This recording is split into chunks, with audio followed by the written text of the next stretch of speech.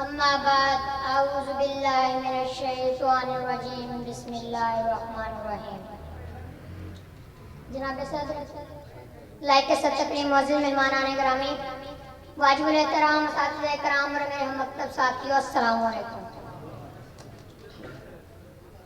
آج کی ہم جس بابرکت محفل میں اکٹھے ہوئے ہیں، یہ نبی اکرم محسن انسانیت رحمت للعالمین پیغمبر انقلاب حضرت محمد مصطفیٰ احمد مجتبیٰ صلی اللہ علیہ وآلہ وسلم کی ولادت با سعادت کے حوالے سے منعقد کی جا رہی ہے۔ آج مجھے جس موضوع پر اس نے لب کشائی مرحمت فرمایا گیا ہے وہ ہے نبی اکرم صلی اللہ علیہ وآلہ وسلم بحیثیت پیغمبر انقلاب۔ وہ ابر فیض نعیم بھی ہے، نسیم رحمت شمیم بھی ہے۔ وہ ابر فیض نعیم بھی ہے، نسیم رحمت شمیم بھی ہے۔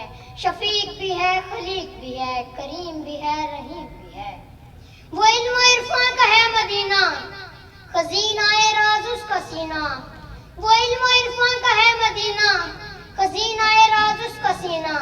وہ پیکر نور سرمدی ہے، وہ حسن خلق عظیم بھی ہے۔ خلیل کی وہ دعا کی برکت، کلیم نے جس کی دی بشارت۔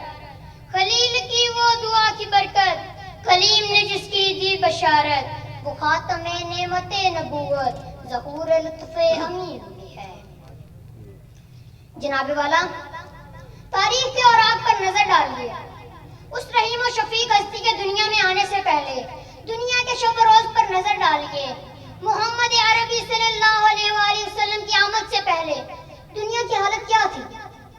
ہر طرف کفر و شرک کی گھٹائیں چھائی ہوئی تھی، ہر طرف ظلم و بربریت کا دور دورہ تھا۔ جبر و استبداد کے شکنجے میں جکڑی انسانیت دم توڑتی نظر آ رہی تھی۔ تخت و تاج کے مالک حکمران بے بس انسانوں کی زندگیوں کے مالک بنے بیٹھے تھے۔ عورت کے مقدر میں ذلت ہی ذلت تھی، غلاموں کی زندگی جانوروں سے بدتر تھی۔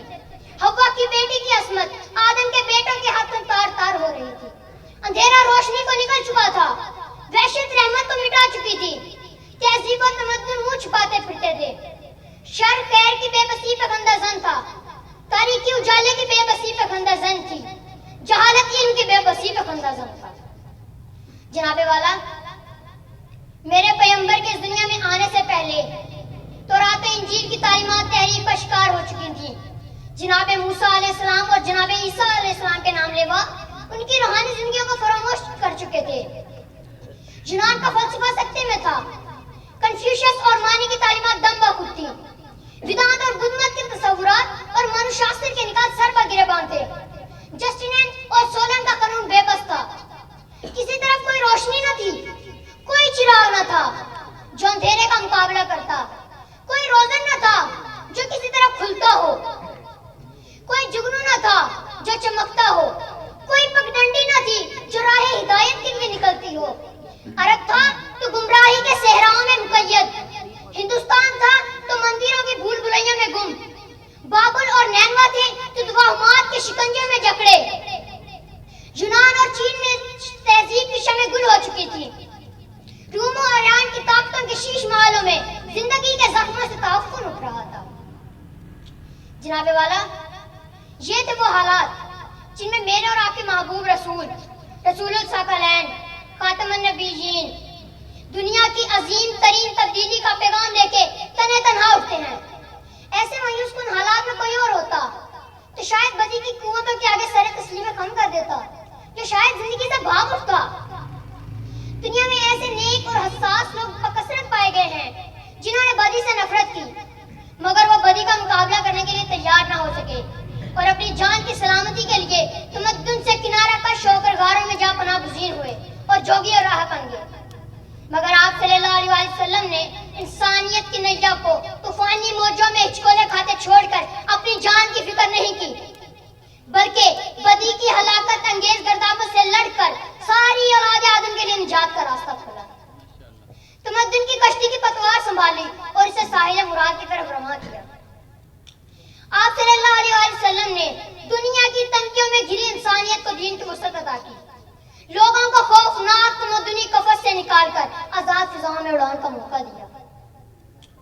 جناب والا، تاریخ میں کوئی ایک ایسی مثال نہیں، کوئی ایک ایسا راہبر نہیں، کوئی ایک ایسا قائد نہیں جس نے انسان کو، پورے کے پورے انسان کو، بلکہ اجتماعی انسان کو اندر سے اس قدر بدل دیا ہو۔